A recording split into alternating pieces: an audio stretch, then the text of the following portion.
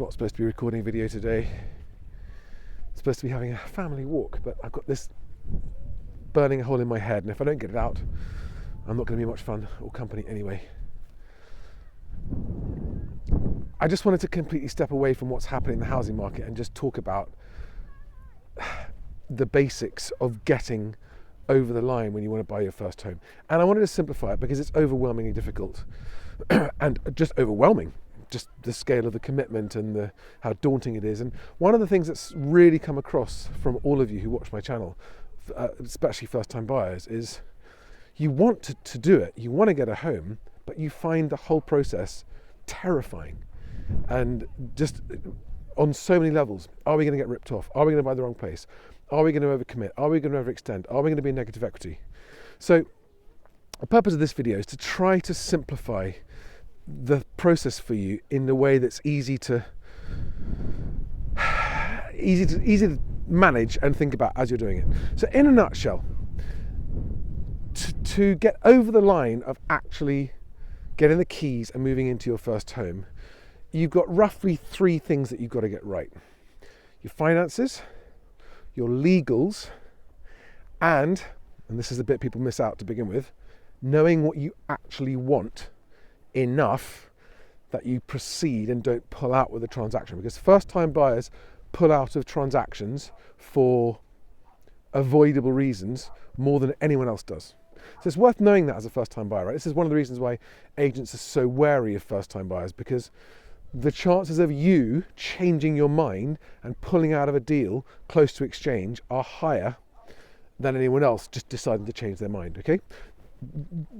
The chances of the deal failing for other reasons are the same, but that's not because you've changed your mind, that's because various things could happen. It gets downvalued, there's a problem with the property, problem with the survey, or the seller can't find someone to move on to. So, but those aren't exclusive to first-time buyers, those are just other reasons that deals fall through. So, knowing what you want and being sure you want to proceed, having your financials and having your legals. Those are the 3 things. And they all overlap, right? So the financials is where you need to begin. You need to know how much you can afford to borrow. People think, how much can I borrow? And yeah, that's a question. But actually a better question is, how much can I actually comfortably afford to borrow? And is that enough to get me into the home that I want to get into? And that's why, and this is the first set of pitfalls and landmines you've got to avoid, that's why you should always start the process by finding an independent whole of market mortgage broker that you trust. And take your time doing that, right? It's so important. If you get that bit wrong, the chances of all the other problems happening, overextending, buying the wrong property, getting the wrong product, all of those life nightmare potentials go up if you don't get the right broker. So your choice of broker as a first-time buyer is arguably your most important decision when buying a new home, all right? So take your time finding a broker you really feel comfortable that you can trust, that's not going to sell you a product that overextends you, that's not going to sell you what's in their best interests, that's actually going to look after you in the long term, okay? And people say, well, how do you go about finding a broker you can trust? I'm afraid there's no shortcut to that. You've just got to not be naive. That's the thing, right? If you are naive, which we all are when we first start out, you're more likely to get tricked into trusting someone you probably shouldn't trust. And the hardest part is when you're talking to someone, you're talking to a broker, and there are brokers and agents like this, right, that they think they are trustworthy. They're unaware of the fact that they have been conditioned into thinking that it's okay to sell you stuff that actually isn't best for you. That's just, and this is where it's really a real minefield and a pitfall, okay? So take your time. Ask around. Ask for recommendations, referrals of people that really are people that you know that they can trust. And it's, if someone's got a personal reputation to lose, hello Pooch. If someone's got a personal reputation to lose, that's better than someone who hasn't, if that makes sense. Do you know what I mean by that? Like, if you're choosing someone who's just doing their job for a corporation and they sell you something that isn't what's best for you, they're probably going to change jobs and it won't affect them. But if there's someone who's building their own business on the reputation of their own trustworthiness and their personal name matters to them, that's the kind of person you want to be looking at as well, right? So, number one, get into a really confident position with your financials. This will also speed up the process for viewing and buying, and also reduce the chances of falling into other pitfalls later down the line. Okay, so just remember, if you really want to buy a home, before you start viewing, and this, a lot of brokers will say, have you found somewhere you want to offer on yet? And if the answer is no, and they say, oh, we'll come back when you have, they're the wrong broker. They already are displaying the fact that they don't understand that their job is to shield and protect you from bad brokers, like estate agents, in-house brokers.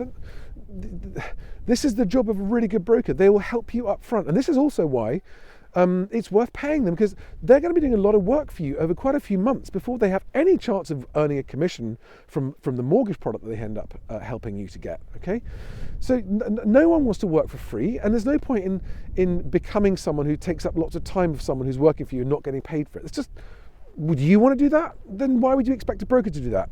Okay, they might get paid in the end, but if you're a first-time buyer, that could be literally a year or two away.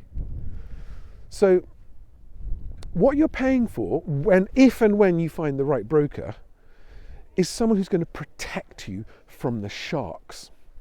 Not only the other mortgage broking sharks, but also the estate agents' in-house sharks and the sharky estate agents as well. A good broker will be by your side when you're dealing with bad agents. And sometimes as a buyer, you've got no choice but to deal with bad agents, because the bad agents might have the home you want to buy more than any other. And that's when you need a broker before you go in there, because a really good broker will help you avoid the pitfalls of the sharky agents. So this has turned into a video about how to choose a mortgage broker, but it's easily the most important part as a first-time buyer, is to make sure you've got a broker that you really, really trust, and who's going to look after you and be by your side through the process and be willing to pay for it, right? And when you find the right person, you should actually, when they say to you that this is my fee, if they charge a fee, you might find someone who doesn't charge a fee up front, even better. But yeah, there's less of a conflict of interest if you are paying them for their advice and paying them for their time. There's less chance that broker might be tempted to sell you a product that's got a better commission in it for them at the end, that they might do innocently but still isn't the best thing for you. So, okay, enough. That's about brokers. Number one, right? Make sure you've got a broker you can trust who's going to take care of you and help you avoid the pitfalls. And do that before you start viewing properties, okay? Now, the multiple reasons for that are, first of all, you'll be taken more seriously by agents generally if you've already got a broker and a mortgage and principal lined up, number one. Number two, you will be able to avoid being sucked into the trap of being an in-house corporate mortgage broker's victim. Now, I'm not saying that they're all bad, but a lot of them are, and they're there to sell you what's good for them, not what's good for you. And the only way to avoid that is to have your own broker from the start already. Okay, so that's the second reason that you need a broker. First one to avoid the agents, second one to avoid the bad brokers. And thirdly, when you're making your offer and wanting to move in, if you've got a really good relationship with your broker at that point, that will be an asset to you as you go through the process of buying a house. Okay, so that's finances, that's number one. Number two, the legals. Okay, so most people start looking for properties first. They go to agents first. That's a mistake, because then they're more likely to push you to the wrong broker. And then also the other reason it's a mistake is that they're then going to push you to the wrong conveyancer. So the second choice you need, and again, lots of conveyancers will say, sorry, if you haven't found something you want to buy, it's too early. But the really good ones will go, yep, we understand the value of making sure you've got your finances and your conveyancing lined up when you offer, because that's going to improve your chances of having a lower offer accepted. So go and choose a conveyancer. Now, the conveyancers are the guys who handle the legal process of getting the transfer of ownership of the property you're buying out of the old person's name into your name, and making sure that if they're good, their job is to make sure that you aren't buying a liability, especially if it's a leasehold. They're there to protect you. The good ones will protect you, the bad ones will fail to protect you. So this is why it's very important to have a conveyancer selected, chosen, lined up before you start offering on properties, okay? Number one, you will be taken more seriously by agents.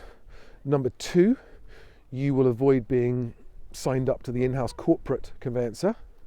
And number three, most importantly of all, when you're buying a property, you'll be better protected by a quality conveyancer than by a cheap conveyancer that just wants to get the deal over the line, get their fee, and don't really care if you buy a shithole. A legal shithole, I mean. They will also help advise you if problems arise with the transaction because of the survey, that kind of stuff. A good conveyancer will be, again, by your side. And you'll have a good conveyancer and a good broker. It's nice, isn't it? On your side to help avoid you being sucked into a shark trap and buying something that you later wish you really hadn't bought. Okay, so you've got your mortgage broker, you've got your conveyancer. That takes time, but you've got them. Now you're ready to go and view with agents as a seriously proceedable first-time buyer. You know what your deposit is, you know what your mortgage in principle is, how much you can afford to borrow. You've got confidence, you're ready to offer. You've got your conveyancer lined up as well, so that when you find that property, the one that you go, oh, this is the one, makes your heart flutter a bit faster. And you get that feeling of excitement and you get butterflies about it. And you will. If you find the right one that you know is going to be your home, you'll get butterflies. At that point, you are then absolutely prepared and ready to make a killer offer. I don't mean necessarily the amount you offer. We're not going to talk about that in this video. I'm talking about the quality of the offer being so good that when you send it to the agent can turn around to the seller and go, this is one of the best quality offers. They've got everything ready. They've got the proof of funds, their mortgage in principle. They've got their conveyancer chosen. They're going to buy their search pack straight away. More on that later. So this is a really, really, really solid buyer. Okay, that's what this is on all of the matters that affect the choice of an offer when a seller is choosing which person's offer to accept. Everything except for the amount you're actually offering, okay? But what it does is it massively improves the chances of your offer being accepted, even if it's lower than other offers where they go, oh, I'm going to offer you more money, but I haven't got anything ready and I'm not really that proceedable. So having gone through the process of choosing your broker, your broker and your conveyancer properly, you're also going to be much better informed about knowing what you really, really want, because these guys will have helped you figure that out a little bit to an extent. Now, so this is the last part, right? Knowing what you want. Now, there's no shortcut to knowing what you want. Everyone thinks they know what they want, and everyone thinks, and typically first-time buyers are over-optimistic about what they think they can afford. You can get bargains, and you can get something better than you expected for less money than you expected, but it's harder work to do it. And the whole point of my videos is to try and help you guys work out what that process is to find a better quality home at a lower price that gets accepted, okay? But the last hurdle you've got to get over is the one the agents won't tell you about, which is this first-time buyer going to change their mind? They need to be very confident, not just for the seller's sake, but for their own sake as the agent that wants to get the fee for this sale, that you are not going to back out and change your mind. Now, there's no box you can tick, there's no form you can fill out that's going to solve that problem. You've got to just know. And it's the only way you get to that point is by viewing and viewing and viewing and viewing and viewing. And getting out there to view, because by being out there and viewing, you will find out what's happening in the local market for properties you're trying to buy, number one. Number two, which agents tend to be listing the properties, the ones most like you want. So those are the agents you want to build a relationship with. And every time you go and do a viewing, you will learn a bit more about what you really want to buy, what you can afford, and where you think you want to live. Because it's a journey, it's a process, and you will change your mind a lot. And the number of buyers who end up buying something that they never even considered to begin with is much higher than you think. So start the process by accepting the fact that you may think you know what you want, but you're probably going to get surprised and change your mind a bit along the line. Maybe about the location, maybe about the type of property. Who knows, right? It's a journey. And to wrap it up now, number one, have your mortgage broker that you really, really trust by your side before you start viewing. And if you get brokers that say, look, come back when, the brokers that say, look, come back to me when you've found a property you want to offer on, they're the ones looking for a quick deal. They're the ones who are just, and it's, you know, that's a sign of, sorry, I'm only interested in it if I can make money for you straight away. The right broker will be by your side through the process, but expect to pay for that. It's a valuable service. It will save you, it's worth 10 times what it costs. Same with conveyancing, because, right, when you find a place and you offer on it, and then the legals start to happen and your conveyancers start checking the paperwork, especially if it's a leasehold, you want one that's really going to be quality and spot the problems and warn you in advance and say things to you like, this is actually a shitbox. You don't want to be buying this place because here are the problems. So the difference between a good conveyancer and a bad conveyancer as a buyer is the difference between getting the home you want and not getting the home you want, right? So a bad conveyancer will lose the deal on the home that you do want to buy because they're going to be flaky and shit and slow and unresponsive, and the seller's going to get pissed off and go with someone else because your conveyancer's bad if it's a property that you do want. And if it's a property that you've offered on but actually you don't want it because there's something wrong with it, a good conveyancer will spot that and warn you early. A bad one won't care. They just want to get the deal done and get you over the line. So those are life-changing things when they go wrong. So this is totally free advice, right? Totally free, impartial advice. If you choose to ignore any of this advice, ask yourself, what was Charlie's agenda there? Was he trying to do anything other than just help us make better decisions? Because it's amazing how many people hear my advice and then choose to ignore it and get sucked into a bad broker, a bad conveyancer, a bad agent, a bad transaction. Either money gets wasted or they end up buying someone they wish they'd never bought, and they end up overpaying. Follow this process and then go look at my videos about how to offer, and look at the free email offer template I've offered for first-time buyers as well, and use that. It's all completely free. And you will end up having a much better chance of getting a home better than you thought you could afford in less time and less painful process. And I'm here to help people get homes. That's my whole point of my channel. All right, guys, I hope that's helpful. Bit of a weekend ramble, but it was burning a hole in my head. I wanted to get it out. Get your broker first. Get your conveyancer second. Only then go and start viewing properties. You'll get taken more seriously. Your offer will be more likely to be accepted, and you'll be better protected against all the sharks if you've got quality representation as a buyer. Good luck, guys. And I really hope this video helps you find a home you want. See you in the next one. Bye-bye.